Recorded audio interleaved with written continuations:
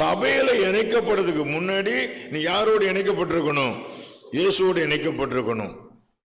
There are people who are disconnected from Jesus but who are connected with the church. You are in danger. விளங்குதான சொல்றது? இயேசுவோடு தொடர்பு அருந்து போய் சபையோடு தொடர்புல இருக்கிறார்கள், அது ஆபத்தானது, வெரி டேஞ்சரஸ்.